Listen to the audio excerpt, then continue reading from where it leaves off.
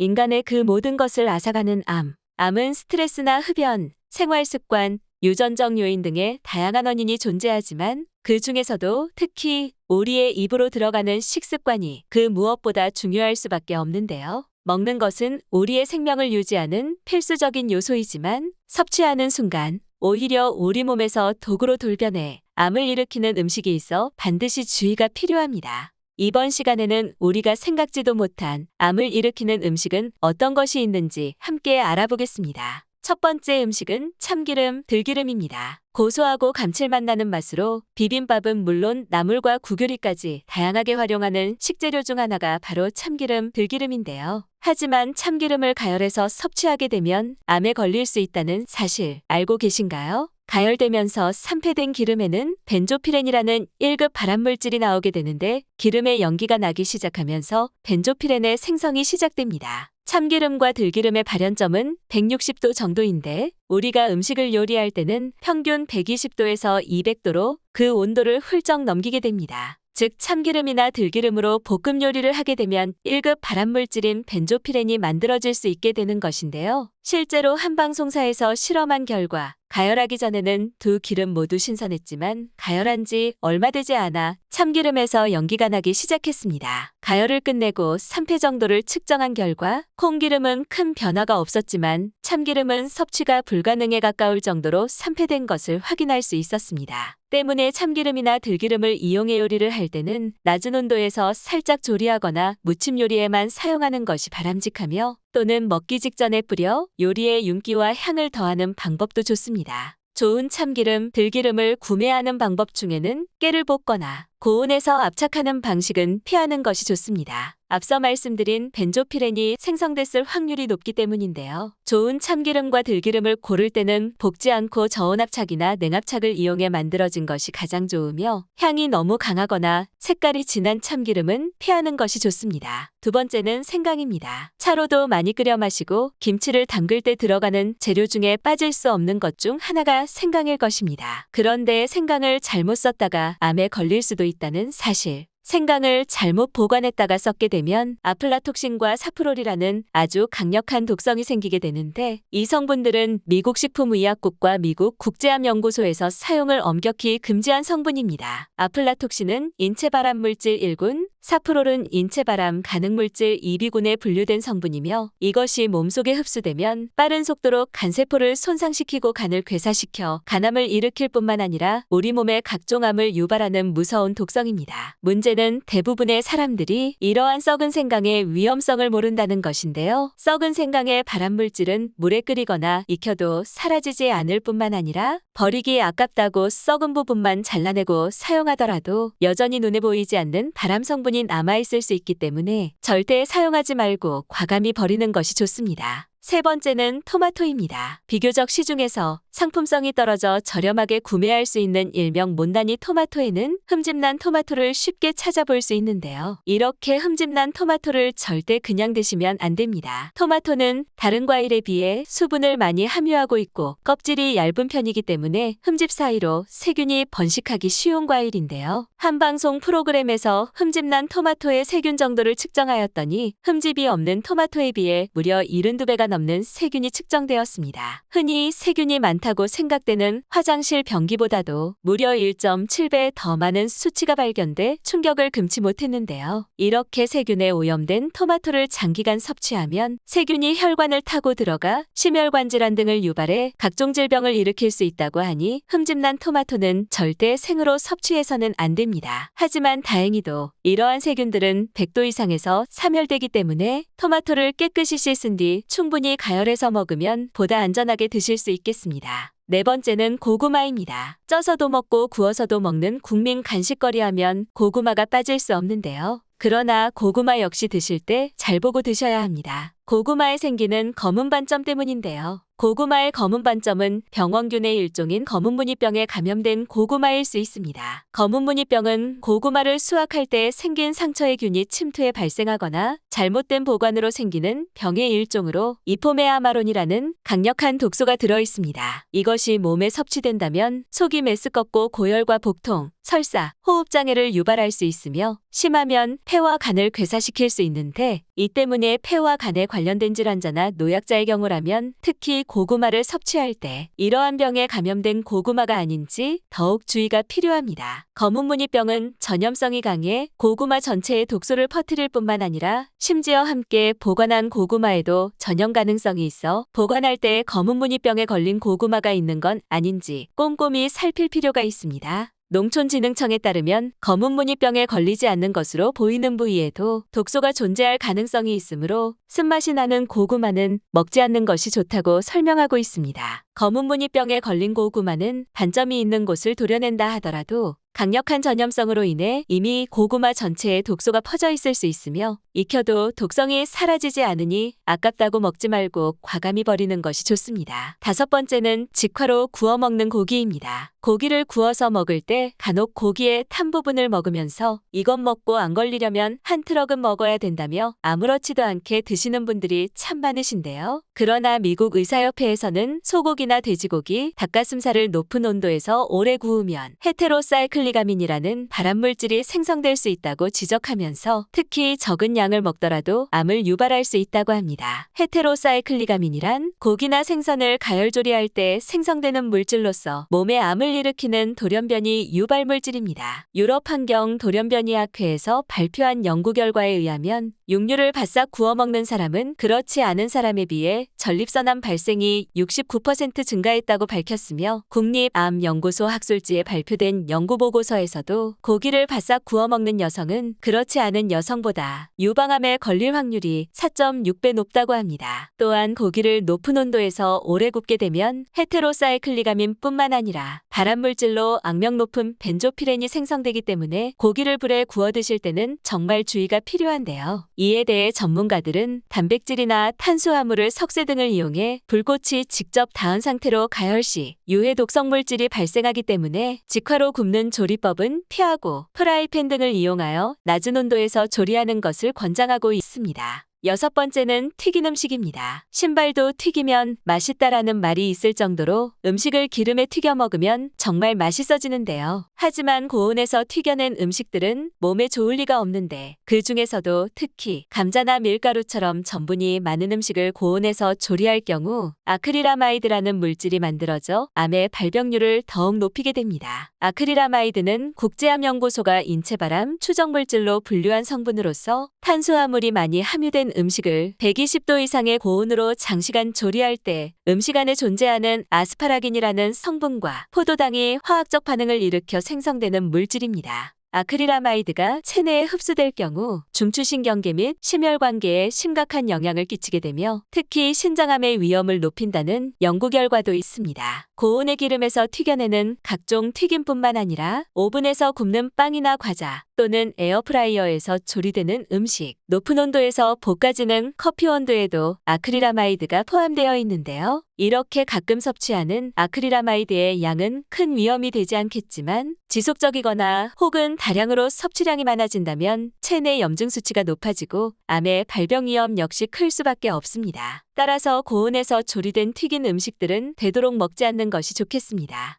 오늘은 여기까지입니다. 오늘 영상이 도움이 되셨다면 좋아요와 구독 눌러주시고 소중한 분께 이 영상을 공유해주세요. 저는 더욱 유익한 영상으로 다시 찾아뵙겠습니다. 오늘도 건강하세요.